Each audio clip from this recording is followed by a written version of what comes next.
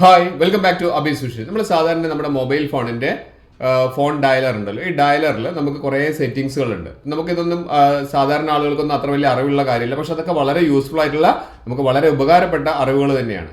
അത് ഉപയോഗിച്ച് കഴിഞ്ഞാൽ എന്തൊക്കെ കാര്യങ്ങൾ ചെയ്യാൻ പറ്റുന്നത് ഞാൻ ഇവിടെ പറഞ്ഞു കഴിഞ്ഞാൽ പ്രധാനമായിട്ടും 3 കാര്യങ്ങളാണ് നിങ്ങൾക്ക് പറഞ്ഞു തരുന്നത്. വളരെ യൂസ്ഫുൾ ആയിട്ടുള്ള 3 ഓപ്ഷൻസ് ആണ്. ഈ ഓപ്ഷൻസ് പറയുന്നതിന് മുൻപ് നിങ്ങൾ എൻ്റെ ചാനൽ സബ്സ്ക്രൈബ് ചെയ്താണ് കാണുന്നെങ്കിൽ ആ സബ്സ്ക്രൈബ് ബട്ടൺ തുടർന്ന് ലൈക്ക് ബട്ടൺ പിന്നെ എല്ലാ ഫ്രണ്ട്സിലേക്കും ഇതൊന്ന് ഷെയർ ചെയ്ത് കൊടുക്കാനും മറന്നു പോകരുത്.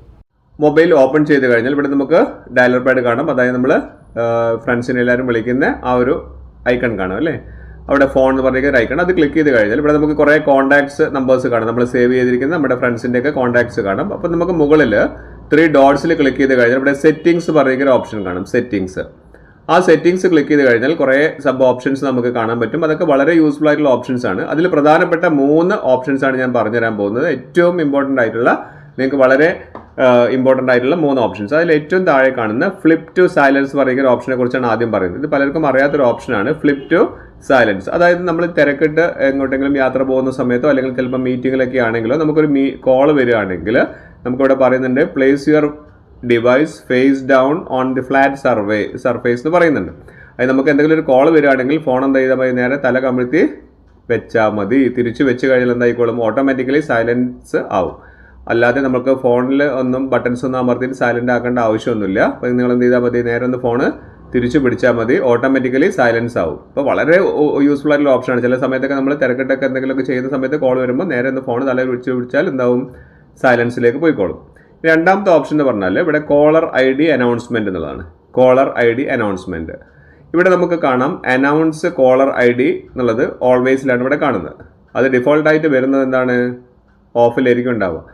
അതായത് ഈ collar I D announcement on ചെയ്ത് കഴിഞ്ഞാൽ ആരാണോ വിളിക്കുന്നത് എന്നുള്ള അവരുടെ പേരും നമ്പറും നമുക്ക് അത് തന്നെ അനൗൺസ് ചെയ്ത് തരുന്നുള്ളൂ. അപ്പോൾ നമുക്ക് ഫോണിൻ്റെ അടുത്തേക്ക് പോവാതെ തന്നെ നമുക്ക് എന്ത് ചെയ്യാൻ പറ്റും, ആളെ മനസ്സിലാക്കാൻ സാധിക്കും.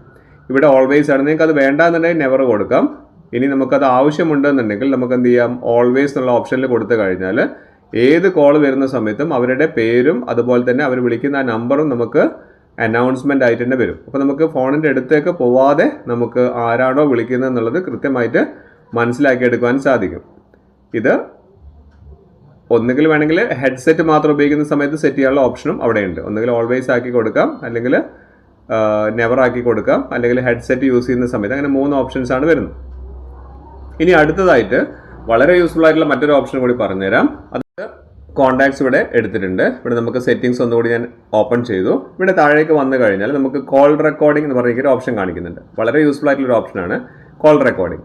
ആ കോൾ റെക്കോർഡിങ്ങിൽ നമുക്ക് താഴേക്ക് വന്നു കഴിഞ്ഞാൽ നമുക്ക് ഇവിടെ ഒരു കാണാം, അതായത് play audio tones instead of disclaimer എന്ന് പറയുന്നുണ്ട്. അതായത് സാധാരണ നമ്മൾ മറ്റൊരാളുടെ കോൾ റെക്കോർഡ് ചെയ്യുന്ന സമയത്ത് അല്ലെങ്കിൽ നമ്മൾ ആരെങ്കിലും വിളിച്ച് റെക്കോർഡ് ചെയ്യുന്ന സമയത്ത് മറ്റുള്ള ആളുകൾക്ക് കേൾക്കുന്നത് your call has been record എന്നുള്ളൊരു ഡിസ്ക്ലെയിമറാണ് വരിക. അതിന് പകരം നമുക്ക് എന്ത് ചെയ്യാൻ പറ്റും, അത് ബീപ്പ് സൗണ്ട് ആക്കി മാറ്റാൻ പറ്റും.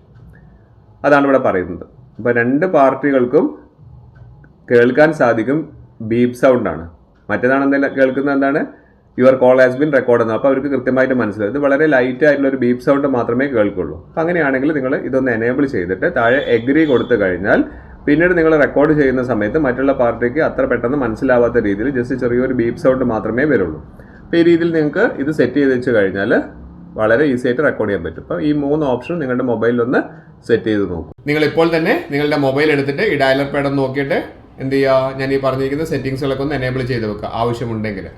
ചില സമയത്ത് നമുക്ക് അത്യാവശ്യമായിട്ട് വരുന്ന സമയത്ത് ഇതൊക്കെ ഒന്ന് എനേബിൾ ചെയ്ത് വെക്കുന്നത് വളരെ നല്ലതാണ്. ഇതുപോലുള്ള വളരെ ഇൻഫോർമേറ്റീവ് ആയിട്ടുള്ള വീഡിയോസാണ് എല്ലാ ദിവസവും ഷെയർ ചെയ്യുമ്പോൾ നിങ്ങൾ എന്താ ചെയ്യേണ്ടത്, സബ്സ്ക്രൈബ് ചെയ്താണ് കാണുന്നെങ്കിൽ സബ്സ്ക്രൈബ് ബട്ടൺ, തൊട്ടടുത്തുള്ള ലൈക്ക് ബട്ടൺ, പിന്നെ എല്ലാ ഫ്രണ്ട്സിലേക്കും ഷെയർ ചെയ്യാനും മറക്കരുത്. ഇനിയും ഇതുപോലുള്ള ഇൻഫോർമേറ്റീവ് ആയിട്ടുള്ള വീഡിയോസുമായി വരുന്നവർ it's me Abhilash Raghav signing out.